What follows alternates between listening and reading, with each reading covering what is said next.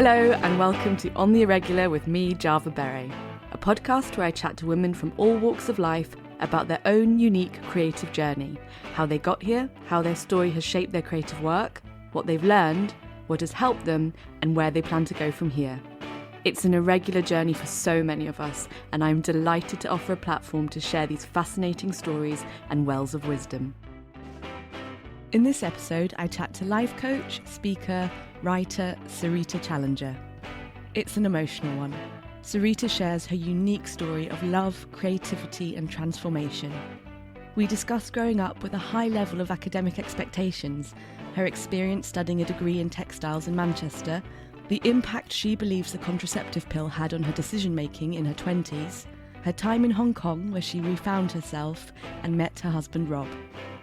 And then we talk about Rob's brain aneurysm and how this shifted their life irrevocably, and how she channeled her grief through her brand, Moss, Moments of Sense and Style. And above all, we talk about love. Welcome to my conversation with the fiercely honest, utterly gorgeous Syreeta Challinger.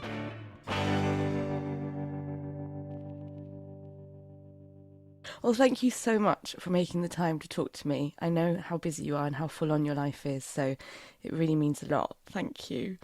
So would you like to start at the very beginning? Where were you born? What year? Tell me a bit about your background and your family. Okay, well, thank you. Well, that was a lovely intro. Thank you for having me.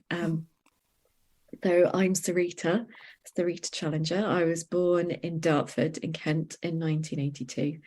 I guess I'm a product of Commonwealth and colonialism because my mum's from Mauritius.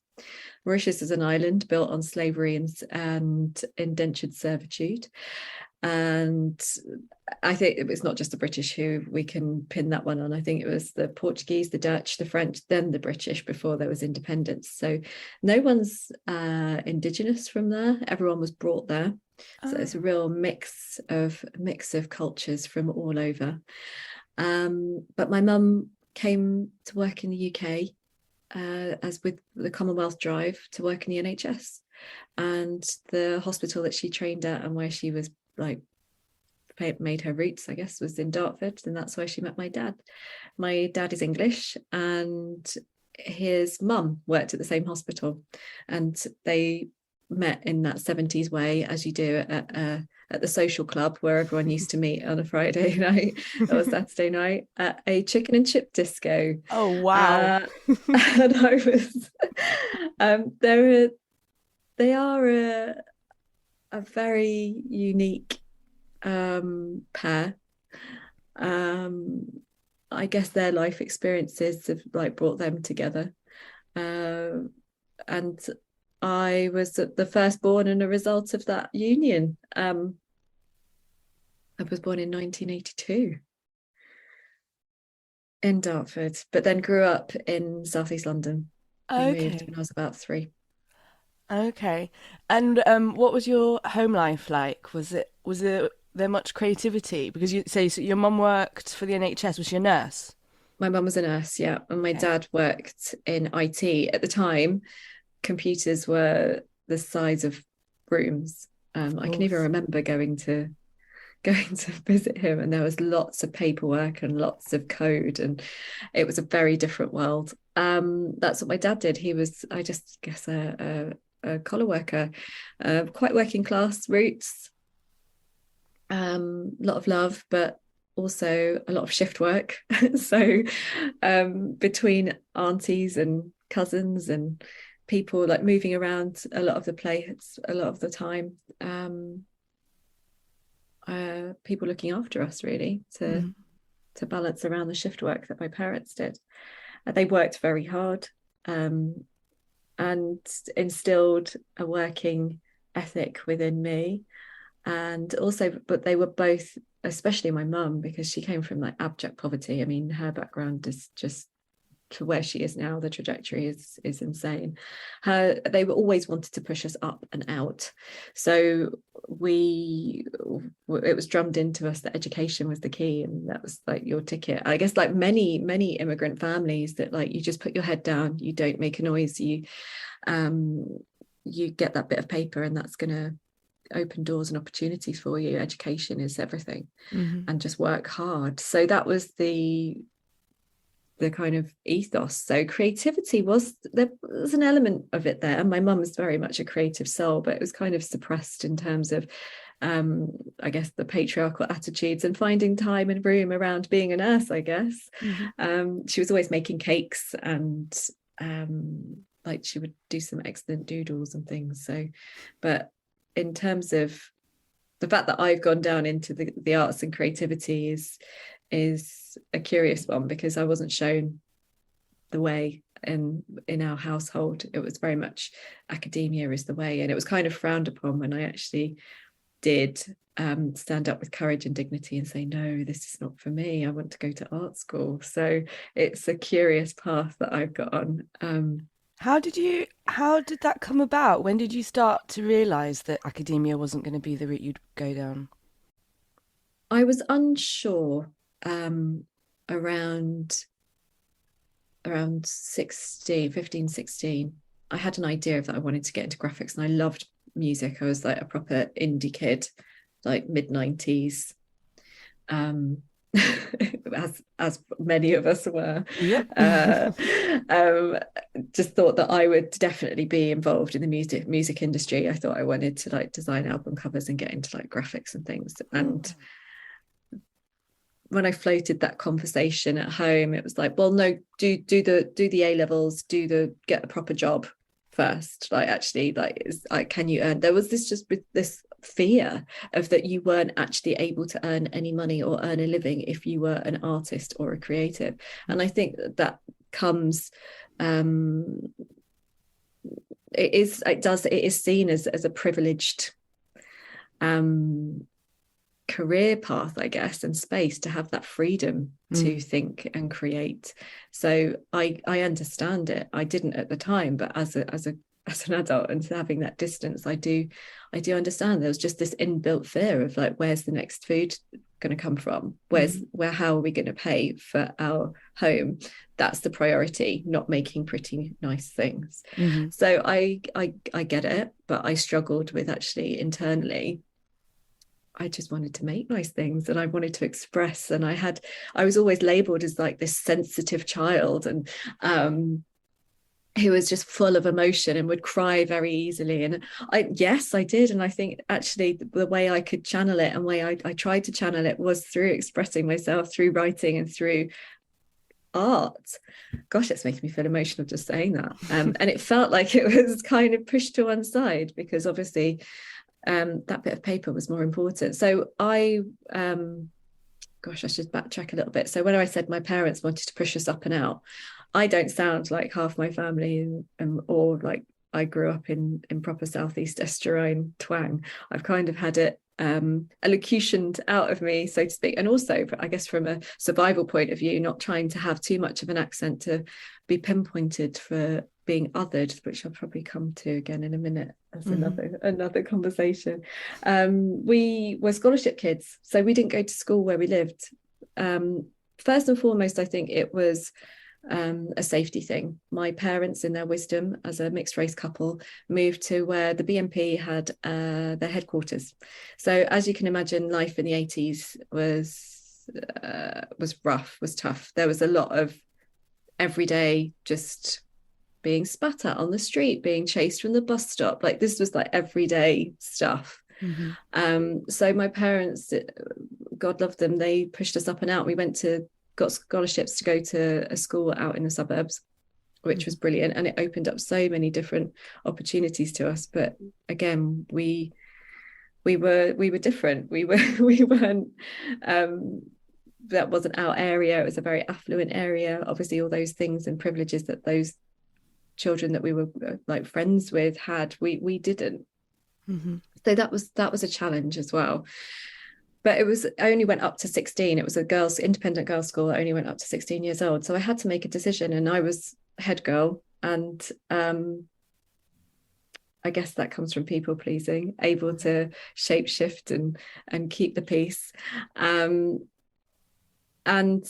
because of that, and I guess it's a position of status in the education system, they were like, oh, and also you're doing very well academically. the next route is for you to go and do your A levels. And I kind of got swept along, got a place at a very prestigious school, very academic. It was top 5 grammar in the country, and it was the first time that they were taking girls. And again, managed to like breeze the interview, got the place, and all the time I was just thinking, I'm not sure this is me. But because I was told by all of the people around me, teachers, some peers, my parents, everyone wanted this for me. And I got there, and A levels are a big step up difference anyway from GCSE, but I was with like the top people in the country. Like these guys were supremely bright, and it's quite humbling to have that understanding from a young age that I'm good, but I'm actually not as good as these guys. My strengths lie elsewhere. And that then made me really think about, actually, where are my strengths? What do I want to do? And so I said that I wanted to go to art school. And that's when it all kind of unraveled a little bit. Wow.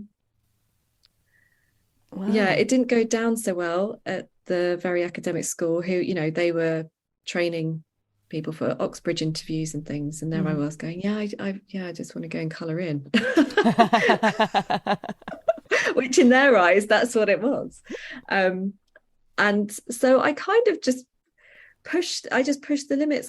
Instead of doing my art A level as like the cookie cutter of doing some paintings and drawings, I built an installation, and it was a bit of a love letter to Tracy Emin of building this room and of me, and inside, like, there were 4 walls, and inside, there were different ways of looking inside, and I was inside, and from every place that you looked was a different aspect of me or a different piece of me.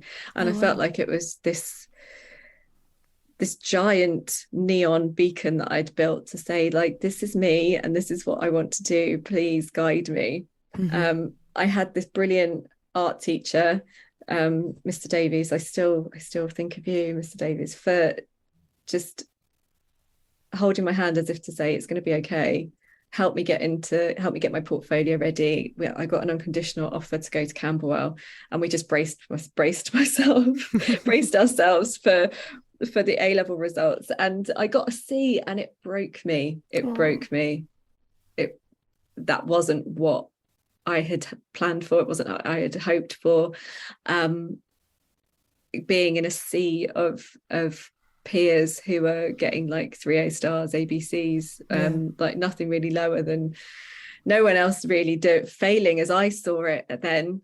But when I got through the doors at Camberwell that September after the A level results, they pulled at one of the first meetings that they had. They were like, if anyone got a C or lower, you have found your place. Oh, you are welcome here. You are welcome here. You have and it was almost saying, like, grades don't matter. It doesn't matter. It's what you're here, what your talent is. Find yourself here. You've got an art foundation was amazing. You know, I don't know if lots of your listeners might not have an insight as to what it is, but it's post A levels, pre-university, and it's a year where you cover pretty much as many art mediums as possible, where you do graphics, photography, film, fine art, sculpture, fashion, textiles, you name it, you can get your hands on it, and you do little mini projects, and then you decide what you want to specialize in, and then that leads you to the next step. So I felt like I was finally home, and I'd found myself. I still felt lost beyond measure at some points, but to know that my grades, all of those things, all the institutionalized educational spaces that I had been like a square peg in a round hole, so to speak, where I was othered and kind of frowned upon, I'd actually found a space where it was welcome, and that's what set me off on my path of creativity. Wow. And did you have an idea of of where you want? Did you want to be a fine artist? Did you? Because like work that it sounds quite conceptual as well, like what you were describing earlier. Did you have an idea of where you wanted to take it? Not really, no, but I guess you're right. Concepts and conceptual ideas, that's been a running thread through everything that I've done. It's just that I've probably had that, I've fought it. I've had that inner voice of like just conceptual art, new and living. And I've really had to, I've had to unlearn all of these things and all of these like inner voices that obviously are never really our own. It's what we hear as we're growing up. My work has always been quite conceptual and very deep in terms of content. It's not just something like, especially when I ended up doing textile design, there was a lot, well, excuse the pun, surface level ideas of my peer, obviously people doing printmaking and lovely illustrations, and then I just went deep down and I was like, yeah, I'm looking into skin and like our roots, and like, this whole project of textiles went really, really deep in terms of identity. And I guess I'm always trying to like understand myself through what I'm making, or like share a message that there's something deeper. And if I had my time again, I would do a fine art route rather than the textiles. But I think I was drawn to the course that I ended up in at Manchester because it was fine art drawing as well as textile design. I think 60% of it was drawing and kind of honing your craft, as well as the Victorian based weaving over a loom. Knitting. Did you enjoy the manual part of it, as well as of course the ideas and the thought behind it? Yes, I really enjoyed the physicality of knitting, and not hand knitting as people could imagine with like needles.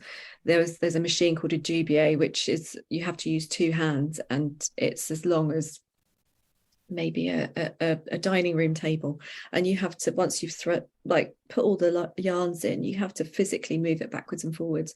And I found the physicality of it really important and almost therapeutic. And I guess instinctively it's how I was processing my and channeling my emotions. I now know, having been through what I've been through over the last few years, that actually the physicality of doing something, whether it's putting pen to paper or whether it is knitting or whether it's cooking, but using your hands, expressing yourself manually through your hands, creates neural connections and stimulates neural pathways and is a process of healing in itself.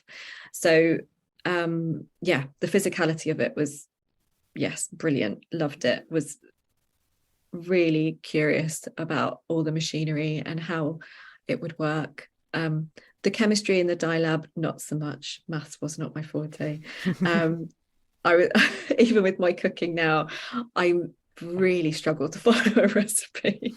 I'm like, it's saying that it needs like a teaspoon of this, but as with my cooking, I'm like, well, I'm going to add extra 3. So my technicality with the chemistry was not my forte. But yeah, I loved it. I really loved it. But I did struggle at university. Again, there's a theme here of being othered. I was, my parents didn't support me to go to university. I was having to work on my own. I was surrounded by girls who had a lot. They had family support. They were able to go home at weekends. They had the money to buy all the lovely things, and they had money to play as well. Whereas my experience was a little bit different. And also like having parents who know how university works helps as well. Who can hold your hand and show you how it's all meant to work. But my parents dropped me off, God love them, and they just didn't know what I needed, and I didn't know what I needed either. So it was like this strange time of finding myself in a city that I desperately wanted to be in, but I also found quite a challenge to get my head around and navigate independently. Manchester wasn't shiny then. It was 2001 that I was there. Yeah, that's around the time when I moved there, and it's changed so much, hasn't it? beyond recognition. I mean, Ancoats was where I went to go looking around derelict warehouses with trees growing through, Yeah. and there was Yeah. a club there called Sankey's as well. Yes, yes. Yeah, no, my parents are friends with the founder of Sankey's, and Oh, it was really? and it was. I remember it was like it was rough. It was rough. Like, if you would, like, it was a great club, but if you were going to go there, you kind of had to watch your back. And make sure that like you left en masse. No one was leaving on their own. Yeah. Or if you did, you had to put your keys in your hand and peg it to the Yeah. to the night bus. Yeah. So Manchester was a very different place. It was very, very, I guess, just quite rough still, especially in the city centre. But where the university is now, it's been really heavily invested in and redeveloped, and it's beautiful. And I think that whole I've never been that kind of sports team, freshers, like everyone go out drinking. I did end up joining the surf club because I felt like I needed to meet people, because my course was like 99.9% female, and I was like, oh my goodness, like I need to like meet some boys. At least like meet some diverse people. And I didn't really have an immediate click with some of my course mates either, so I was like, okay, I need to just see who else is out there, and ended up joining the surf club, which actually, believe it or not, Manchester does have a surf club. I was going to say, a surf, so actual surfing in the sea. In the sea, yeah. And our first trip was, well, we went to North Wales, and then for day trips, and then we would have weekend trips down to Cornwall, or we'd go to Scarborough. Oh, wow. And it actually, that shaped my whole university experience. I lived with girls from the surf club. I ended up dating people from the surf club. Like, it was very much a bunch of not the cool kids. We were just kind of all, I don't even know how to articulate it. I guess it's finding those others. Like, if you're othered, it's finding people who they too are othered or potentially on the edges of something. And that's how we all kind of bonded, really. Wow, that's so unexpected. A Manchester surf club. I love it. Yeah. But also quite brilliant in the fact that it was quite cheap. Like, obviously I didn't have the equipment to go on, or money to go on the ski trips. I wasn't a sports team kind of girl. Yeah. So it gave me a grounding in the sea of newness, of finding yourself in a new place. And I also had the joyous Joe, my best bud from Camberwell. We met at Camberwell, and we both ended up in Manchester as well. So we hung tight to each other. Mm-hmm. She was on fashion, I was on textiles. So we ended up living together for second and third year as well. So she was brilliant and still is very much part of my life. So a lot of love for Joe. That's wonderful. Yeah. And so coming out of uni, did you have an idea? Did you think, okay, I'm going to be a textile designer? That's my route. Yeah, I was like, yeah, I'll just get a job in textiles, and then realized that a lot of the design jobs you needed to intern. Mm-hmm. And it was very much in the time where internships weren't paid, and I didn't have that luxury. So I was applying for I went sideways. So I was applying for assistant jobs, and ended up, my first job was in Soho working for Jaeger Viella on the fabric team there, which was brilliant, but also quite dangerous in the fact that I was in the middle of Soho. And I grew up obviously growing up in London, Soho has felt like my home, because that's where we used to go out as teenagers. Mm-hmm. Knew it very well, had established pubs that I would go to, and one of them was around the corner from my work. So I worked hard, but I played hard as well. Mm-hmm. And but realized that I wasn't able to earn enough money and live in London. I was still having to live with my parents, and it was just not what I wanted to do. So ended up back in Manchester and got a job in what was in a factory supplier for Jaeger Viella. Luckily had the contact, and for places like LK Bennett, and they were based in Ancoats, around the corner from Sankey's. One of the very last few of places to still have had like sampling rooms and like all of the old school textile setup. Oh, wow. So as you went into this old warehouse mill, Victorian mill, you'd come up the stairs, you'd have the reception, and then they called it the shop floor. You'd have all the offices around the edge where people still smoked. This is how old I am. This is ridiculous.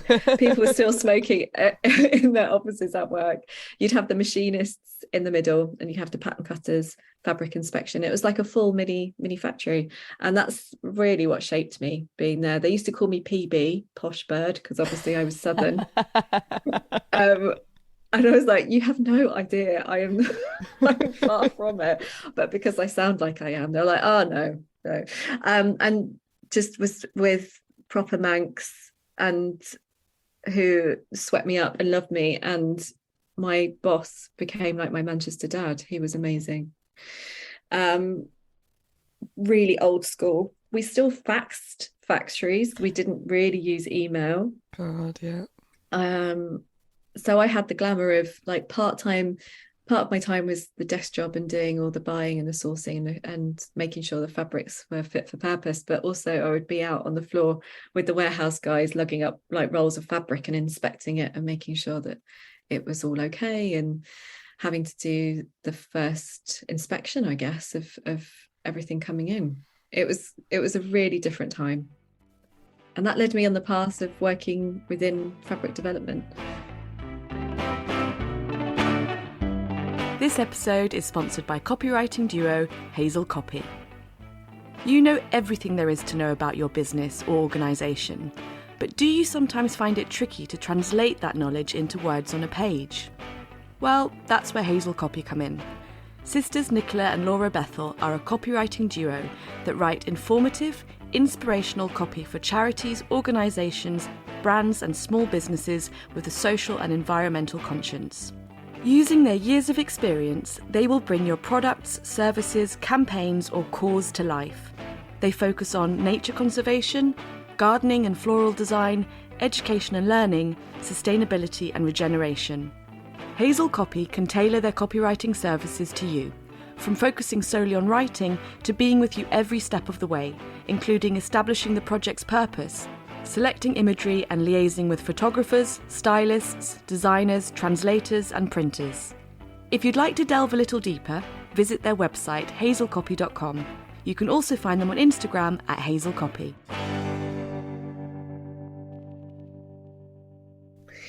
So I spent a couple of years there and then got itchy feet, and then got offered a job down in London again. So I yo-yoed up and down quite a bit and went to work for Coast and the high street company that then was called Mosaic Fashions. It's moved around, it's changed hands quite a lot now.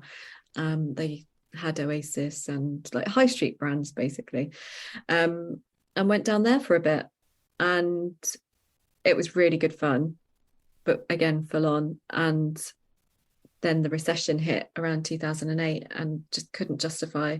We were 3 of us living in a 2-bed flat in Camden. Wow. And I was just like, this is not an existence. This is not living, it's existing.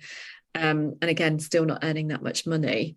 And decided to go back up to Manchester where living was cheaper. And my boyfriend at the time was there, and he was like, let's just come back up. But there's something about the pull of London, and me wanting to progress my career, I guess. That's what took me down there. Like I was just full of quiet ambition. I just wanted to become like a fabric buyer or a developer, and that's where I saw it happening. Obviously the job opportunities in Manchester are a little bit few and far between, especially at that point where everything was starting to move over to the Far East. And I guess this is where my relationship with my university boyfriend comes in as well. Like he was a little bit older, he was an architect. I don't really talk very much about this, but he shaped my decision making. He was very much like, oh, just come back and follow me for a bit until I'm ready. And I very much supported his career and development. And wishing that I hadn't, but then I wouldn't be on this path now if I hadn't. So it's all stepping stones and part of the journey. But I was in my 20s and on the pill, and I felt very much like I was sleepwalking through a little bit. In terms, I don't know if you can relate to this at all. I've got a few friends who've had similar experiences, that when they came off it, they woke up and were like, oh, so this is who I am. So a lot of my 20s and my decision making and some of my career choices as well were made in that time of being easily led, or like not really sure of my own self, or able to not quite hear the inner voice. That's so interesting. And you put that down to the contraceptive pill. A lot of it, yeah. That is so interesting, because I've only ever been on it. I went on it for a month in my 20s, and I was so angry for that whole month. I just stopped, and I've never done it again. I've never heard that. That's such an interesting experience of it. I thought it was just me until like I shared it with a couple of close friends, and there's one dear soul who had exactly the same experience. We both were with the wrong people, married the wrong person, almost had this first half of life, I guess, whilst our hormones were essentially being suppressed, and now like they don't. And I don't want to get into like like the theories that's going sideways, but I very much feel like if by suppressing our hormonal power and our inner wisdom, there's a whole generation of us who kind of have just walked through life, and dealing with those extreme side effects. Whereas now I can see, like with not being on it for nearly 10 years now, I feel everything.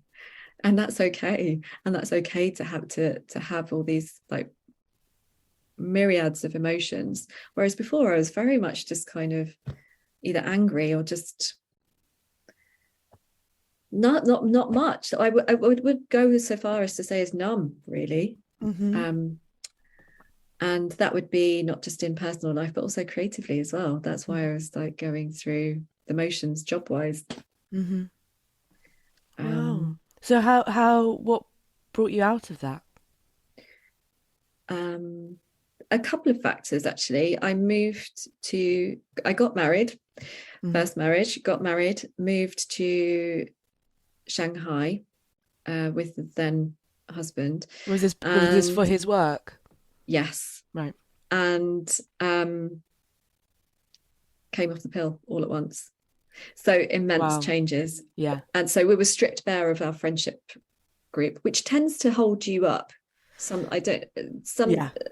You have things that kind of are like scaffolding sometimes in a relationship. And it went, instead of getting, anyway, I don't know if I should talk too much about that. We might. But we were stripped bare, and actually we just had ourselves and each other.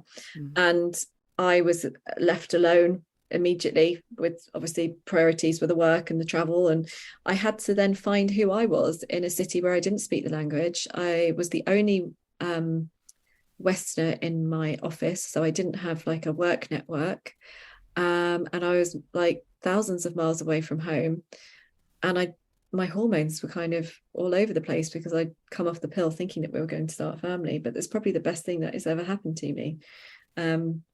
All of those things at once made me realize that I had to dig deep, and that I could do it. I was strong. I could become somebody on my own and make new friends and try new things, and just have the courage to go ahead as myself, who had always been there. There were elements of, it's not like I completely changed overnight. It's just that it was turn the volume up a little bit and met my needs for the first time in a long time, understanding what they were, and became more confident and stronger as a person. And it got to the point where I was like, well, I'm not happy in Shanghai, and I put it down to the work. And I think it's a very is there's a certain group of expats who have this lifestyle of brunches and lunches, and they're in really well paid jobs, so they have that expendable income to do so. Working in the fashion industry, I was not at the level, and nor was that what I wanted to do. I was still, at this point, I was working for Nike Inc. Doing fabric raw materials and development for them, and had been really lucky to have transferred a role over from the Umbro Manchester office up to over to Shanghai. And there were so many things, and I just put it down to the job at first. And I'd been to Hong Kong a couple of times with work, but I'd never been there for play. So on the first our first wedding anniversary, we went over to just to kind of have a long weekend and do a recce for potentially, could this be somewhere where they could live? And it was as soon as I got off the plane, I was like 100% yes, this is where I want to be. Oh, wow. I felt very much at home there, and made it my mission to get a job. And I had this conversation with my ex of like, oh well, I think we should go, and I've followed you for a while now, and I think the next step it's for me. And there was an agreement of absolutely, you go and you find something and I'll follow. He didn't follow. I ended up going to Hong Kong on my own, essentially. Technically still married, but I moved to Hong Kong on my own. Wow. And had a job, had a spouse visa for him, and he was like, no, you go, and I'll come, I'll follow later. So he never did. Okay. So that there was so many things that that were, part of that, but ultimately it was, it just wasn't right. And how did you feel in this new city on your own? Wow. Similar sensations to when I first moved to Manchester, of like, I feel a little bit lost. Who am I? What am I? What do I do here? Remembering who I was, of like, okay, it's trying to remember who you are in a new place, of keep doing the things that make you you, and then find a way of fitting in. But I also felt liberated. I felt I was in a job that even though it was blooming tough, it wasn't I didn't end up staying in it for very long. It was insane, and it wasn't necessarily the right job for me, but it was a stepping stone to get me to where I wanted to be, and to have independence, financial independence. I was earning a good wage. I was able to live on my own. I was able to fulfill all of the things that I wanted to do, like going hiking when I wanted to. I ended up having to date myself. I took myself out for dinner. I would eat on my own. I would go to bars on my own. I would go to exhibitions on my own. Yes, I met a few people along the way, one of them being Rob, who is my now husband. And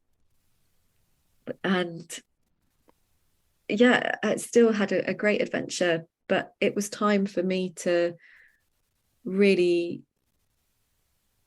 understand myself and who I was. And how old were you at this point? 30. Okay, that's really interesting. That's a transitional age, isn't it, as well? Yeah, I don't do things by halves. I seem to do all of the change all at the time, all at once. But it felt, I think it really did feel like it's now or never. If I don't make this change, if I don't start listening to this voice with no sound that's been whispering quite quietly, and now it's starting to shout quite loudly, I am going to end up like my mum, of just potentially becoming a bit of a shadow within a relationship of this patriarchal figure, and not ever fulfilling my needs or dreams. So it was a very interesting time, for sure. Sounds it. Sounds quite beautiful as well. Yeah, it's I am a deep romantic, but there's also some like absolute beauty in that pain of loneliness and sorrow, and understanding that you've made the choices that you made have led yourself to this point of that deep reflection and getting to know yourself. Yeah, I liked what you described as ultimately dating yourself and kind of bringing yourself back to yourself, I think. And it often does come from, a transition, a change, a loss. But like you said, it's also quite deeply romantic in some ways. Yeah. I mean, I still have to remind myself to go take myself on dates now. It's really interesting how in the artist's way, it's the Julia Cameron kind of guide that she kind of encourages you to go on an artist's date every week. And I must say, as a mum and as now a carer, it's beyond a challenge to do it weekly, but I try when I can. It's a really interesting way of getting to know a city, isn't it? Because that's just made me think. I remember as I read The Artist's Way in my teens, and then when I moved to Manchester, I read it again. And it's how I got to know the city and how I got to know myself within the city by taking myself on weekly creative dates.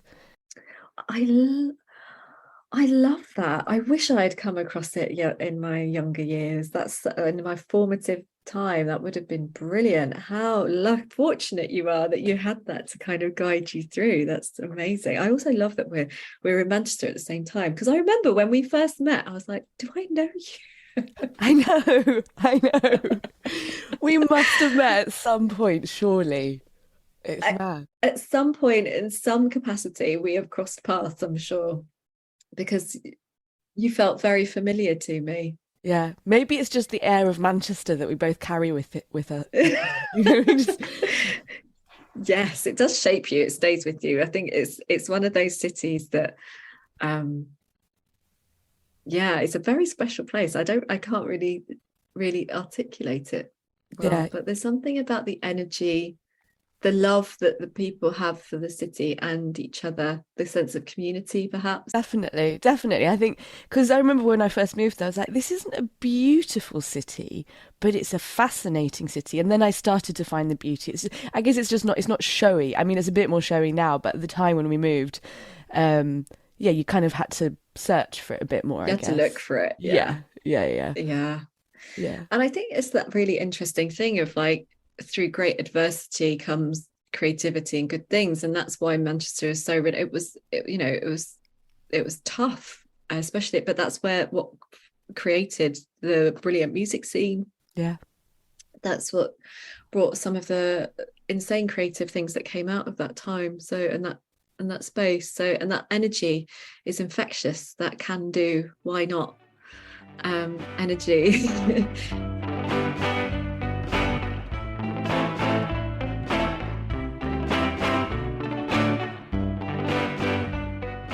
Back to you in Hong Kong. So you're finding yourself in this city, and you said that the job that you're in sounds quite stressful. Where did you move on to from there? So the job that took me to Hong Kong was working for a supplier, fast fashion. Essentially, I sold my soul, went to get to Hong Kong. I was working till like 3 a.m, having to like hand carry samples to and from factories in Bangladesh, and it just didn't feel very nice. It wasn't and also the environment was pretty savage as well. And I ended up going from there to another supplier, which they don't exist now either. So I feel like I've aged like beyond measure over the last few years, but the way that the world has changed post-COVID as well, the industry that I knew, even if I wanted to go back into it, isn't really there. So I moved to another supplier, but for accessories and handbags. So I was very much like on a test. I had a really long probation period, and the company was set up by a fierce but brilliant woman who she was really tough on me, but towards the end was almost like, again, like my Hong Kong mum. We had like this mutual respect and relationship that I learned a lot from her, about, again, that kind of can-do attitude of like, what, just try. She'd built the company up from her kitchen table, went to then having all these relationships with factories and things, and I loved it. I worked 6 days a week, it on and off, like, so I would have 1 week of 5 days, then 1 week of 6 days. Wow. Work was very much my life, and I guess going through the separation, being in a new city, this new job, having to learn a lot, I was really happy to just throw myself in and be all consumed by this new role and all of these challenges that were being thrown my way. But then would also like play hard at the weekends, and or go hiking. That's the one beautiful thing about Hong Kong, is that it's intense city, but then 80% of it is countryside and national parks, beautiful mountains, beautiful walks. There's so much going on, and I've pinpointed a few years ago why I potentially felt so at home there, and I think it's because of the colonial roots, the fact that my experiences of visiting Mauritius as a kid were very much similar climate, similar cultures, similar kind of vibe to Hong Kong, where it's like tropical heat, there's a lot of colonial buildings everywhere, there's multiple languages, there's people from all over. There was something that it just very much felt like home to me. And I think also because it was the first time that I had a home on my own, like the first time that I had ever lived on my own terms, my own space, everything, and been able to have that independence. So it was a really brilliant experience that shaped me, and also led me to this point. And I was only there for a couple of years before we ended up having to move back, because I met Rob in my time there. I had no interest in relationships or anybody or anything, and Rob happened to be a mutual friend that from Manchester, actually. A mutual friend from Manchester had introduced us, and he was working over there too, and we lived near each other, so we ended up like sometimes bumping into each other, or if we'd been out on a group night out with some other people, we would walk back together or share a cab. We had a mutual love of running, and we just very naturally became part of each other's everyday lives. And then after one day of too many strawberry daiquiris, had a cheeky kiss and realized that actually I freaked out because I was like, oh my goodness, like, yes, this is brilliant, but I'm not ready for anything and anything more. I'm, still feeling very vulnerable and raw of coming out of the long-term relationship and decisions that I'd made, and dealing with the fallout of that. But Rob was very determined and just like, this is happening. I've never felt like this before, and I was like, no, me neither. It was very strong, very powerful, and very quick. Oh, wow. And his line to me was like, well, when you know, you just know, and we aren't getting any younger. So we got together and started living together quite soon, and went on a holiday to Sydney in September 2014, and sadly everything changed. On the second day of the holiday, Rob suffered a catastrophic brain hemorrhage and stroke, and that was the end of that chapter and the beginning of the ongoing one that we are in now. And how long had you been together by this point? Not long, probably about 18 months. Wow. Obviously we'd had the friendship before that, so I think that's what gave us a solid foundation. But yeah, it was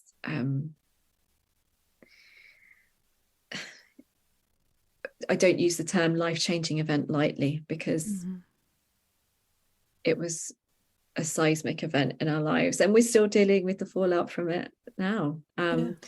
But there are so many positives, and there's so much beauty within all of this. Like, we were always on the move, we're always like on the go, but this life and this tragedy made us stop and slow down, and take roots. So they told me that Rob was dying at the point. They told me he wouldn't make it, but here we are. We're 8 years on.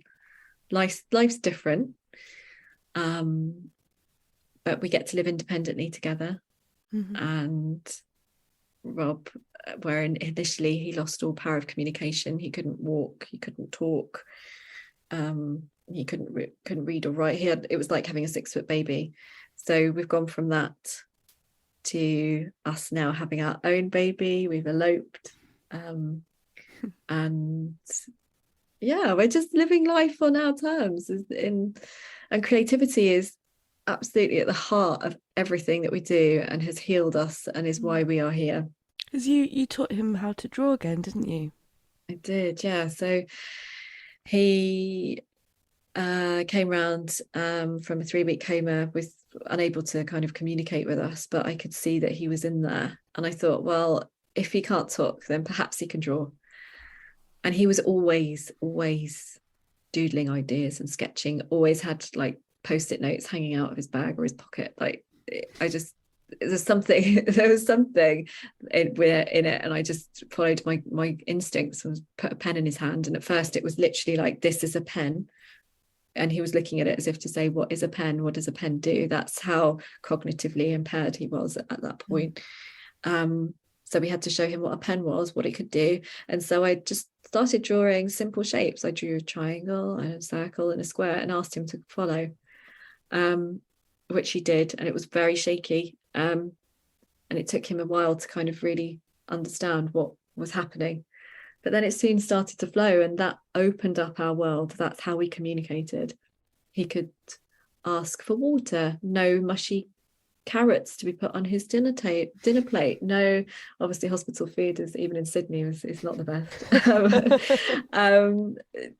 Asking for another blanket. He even asked to learn to kiss again through sketching and hand squeezes. So it's just, yeah, it was beyond brilliant that it was a tool for him. It was a necessity. And then over the years it was for therapy. It was for him a way of him processing everything, and now it's for pleasure. And he's starting to pursue life as an artist, and would really love to get to a point where he can be financially independent and live life and earn a living through his art. But inch by inch, we will get there. But if it wasn't for creativity, I don't know what we would have done. Because I couldn't work. I mean, this story, I don't even know how to start telling it lightly, but obviously life in Hong Kong was over. We couldn't go back there, so we ended up back in the UK, and we ended up in Lincoln. Obvious next step from Hong Kong, which is where Rob's family were, and they wanted their son home, and we needed that support. It made sense, but Rob had never wanted to go back, so it felt like he'd lost his sense of autonomy in every sense of the word. And I was landed in a rural city with no job, no friends, no network, nothing. I think my experiences in Manchester at university, and the experience of landing in Shanghai and Hong Kong, put me in good stead for landing in Lincoln. So it was tough, but I just got on with it. So I, would walk around the city, and I'd chat to people in the independent shops, and whoever would listen, really.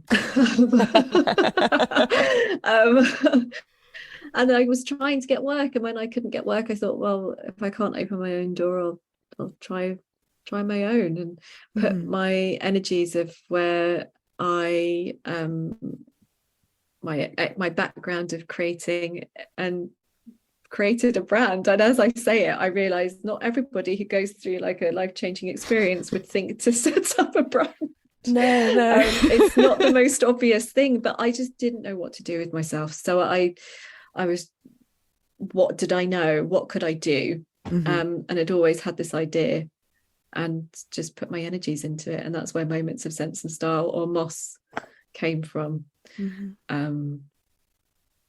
Because a rolling stone gathers no moss, and our life before was always hectic and on the move, and life made us stop to take root and gather moss. That was the Oh, that's gorgeous. element around I it. love that. And that was I call it my PTSD project.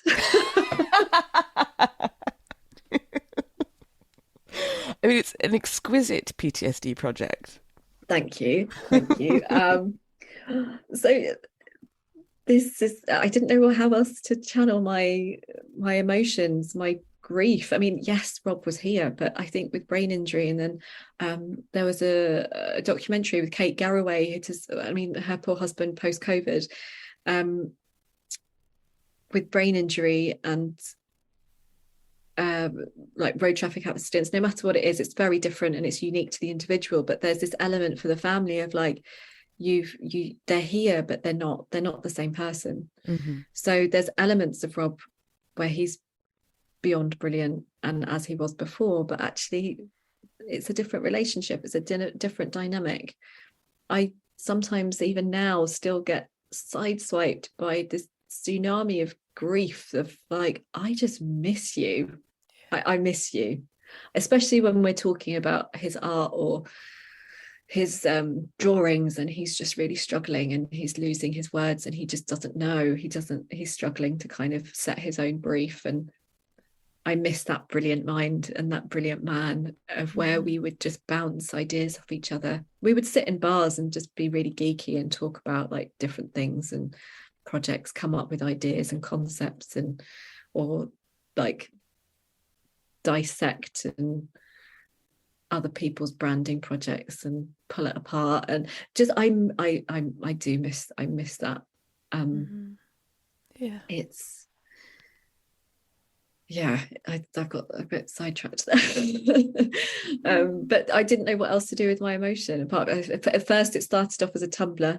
Like, I don't know if anyone still uses Tumblr, but I created this visceral mood board of like snippets of story and our imagery, found imagery, music, to kind of process everything. And I realized I was inadvertently creating a mood board, and then next bit was come up with the name. And then I found the name in a sketchbook of when we were in Hong Kong, when I'd helped Rob with a naming project for something that I was working on, because he worked in branding and user experience. And I found this idea, and it's like I got this light bulb moment, aha moment of, this is what I'll do.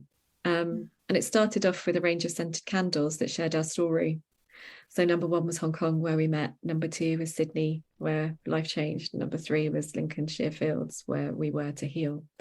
And you could buy the lovely candles and they looked beautiful. Or if you wanted to know the story, there was that deeper layer. And everything aligned with brain injury and brain sensory experience. Obviously, smell being really important for triggering memory.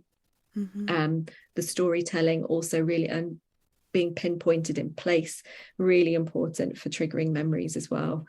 And I wanted that to be like a sensory experience, but all just be really very beautiful and tangible and lovely. So that's what led me to that, really. And I was writing and pouring my heart out onto my Instagram as well, and just putting everything out into the world, because I had nowhere else for it to go.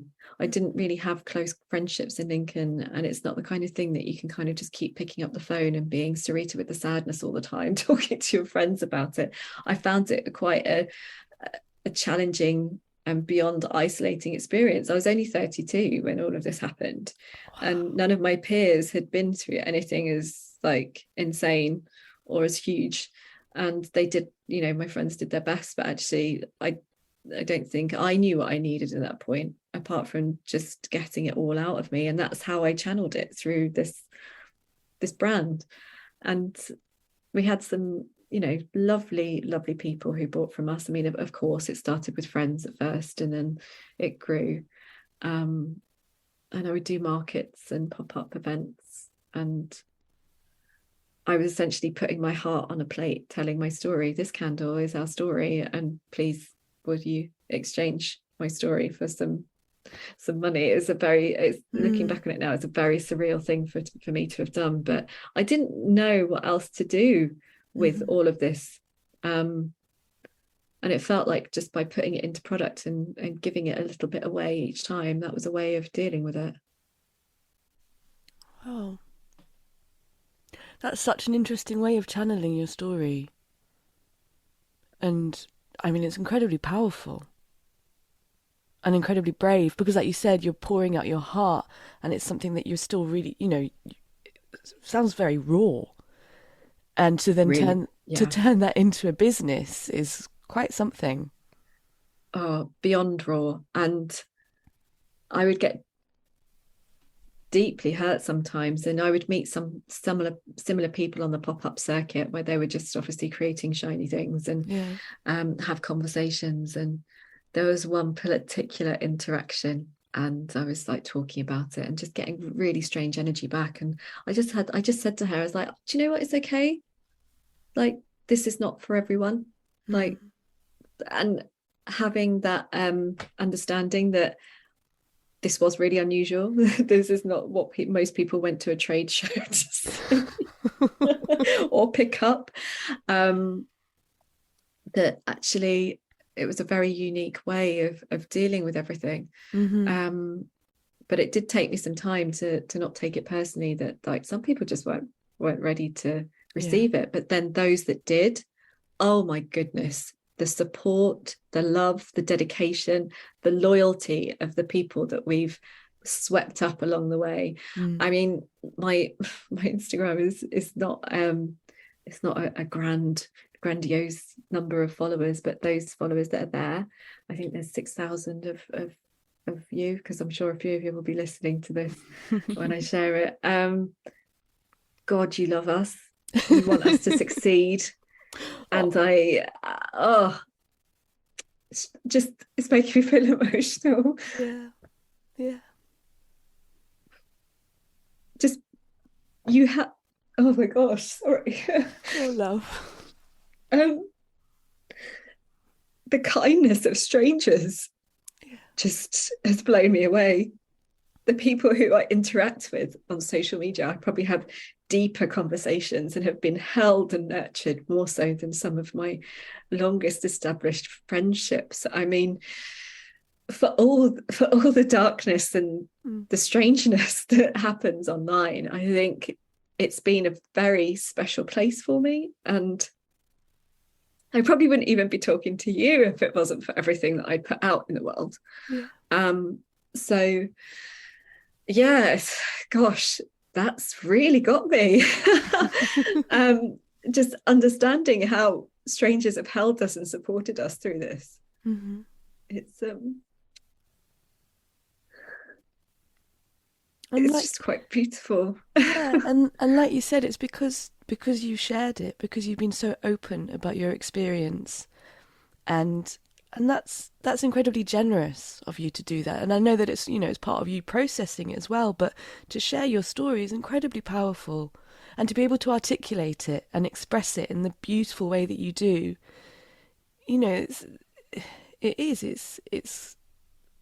it's also incredible for the people that want to hold you. Thank you. No, it's beautiful. It goes, and I recognize that it goes two ways. So I'm giving those people that have responded to it a mirror to see themselves too, and for them to hold their hurts and or heal their pain, or just even feel seen. I think we're getting better as people in the world talking about grief and hurt, but there's a long way for us to go to normalize the everyday losses that people face, as well as some of the bigger ones like we went through. I mean, it doesn't have to be a catastrophic loss or change like we've gone through. I could be giving someone who's just had a bad day a bit of an insight or a lift. So that's very much why I continued to share it, and then recognized during the pandemic that actually having a shop, having a toddler at this point, and Rob, like, it just wasn't working, and I recognized something needed to change. And that's where the new platform and my podcast kind of came about. And that's called Leaven, as in the ingredient, or like the word to rise or transform for the better. So any interaction that you have with the space or the platform, or whether it's a podcast or a post that you read, is hopefully leaves you feeling a little bit better or offering you something. So instead of it being all focused on our story, just moving it away and creating a space for other people now. Yeah.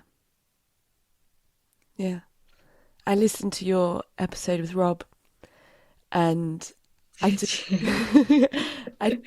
I took away a lot of tenderness and humour from it. It was beautiful. And of course, like you said, in catastrophic circumstances, but I guess this is what you've talked about a lot, is about finding the light and the love and the beauty in every situation. And that really comes across. It really does. I think, yes, don't get me wrong, it's not always love and light. I have dark and down days still too. Yeah. I'm only human after all, but I think it's just choosing to see the light in those days. And even if it's just a teeny tiny sliver, it can get you through to the next day. And it doesn't have to be big leaps or big steps of change. It's just teeny tiny micro movements. I mean, there was a phrase that a dear friend shared with me: inch by inch, life's a cinch, yard by yard is very hard. And that stays with me to this day. Of just don't lose momentum. It's when we stop, when things start to really fall apart, just whatever momentum means for you. And keep moving, even if it's a tiny movement. It all adds up. Yeah. And you carry it with such grace, Syreeta. There's something incredibly graceful about how you talk about your pain and the grief and the challenges. Oh goodness, thank you. It gets ugly some days too. Of course.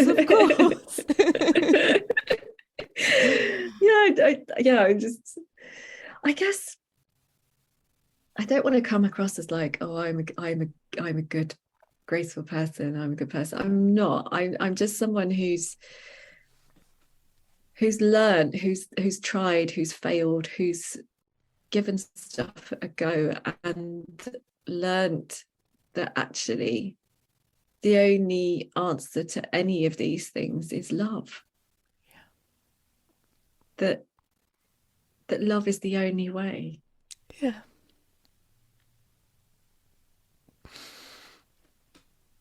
Yeah. I remember when we lost our daughter Alma, I came to exactly the same conclusion. I remember writing it on a scrap of paper. Like, the answer is love.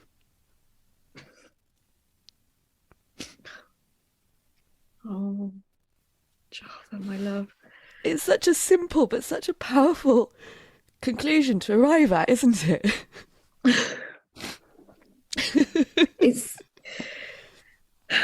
It's beyond powerful, and I'm just so sorry that you know this space too.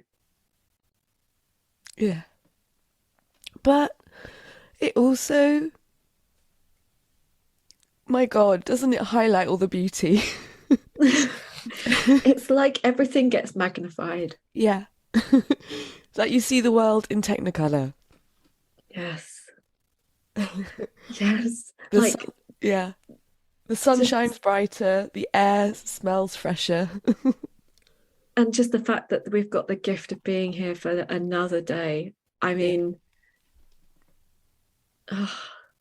yeah. And to here to experience those changes and that evolution of that hair getting grayer, of the kids getting taller, of just the wonder and the beauty of life, really. It's extremely powerful, but love is the way, and not that Eurocentric romantic notion of love that we're kind of sold. It's the on your knees, love is a verb. Thank you, Massive Attack. Love is a verb kind of approach, where it's in the doing, whether it's inwardly to yourself or whether it's outwardly in your giving. It's action. and it's in the doing and the trying and sometimes failing that love is the strongest. Absolutely. I can't add anything to that. Does that feel like we've come to a natural end? Because I've realised we could probably talk for hours. We've been here for nearly an hour and a half. And I feel like I've just talked at you. Forgive me. But that's what I invited you to do. That's what I wanted you to do. Thank you so much. I cannot express how grateful I am for everything that you've shared.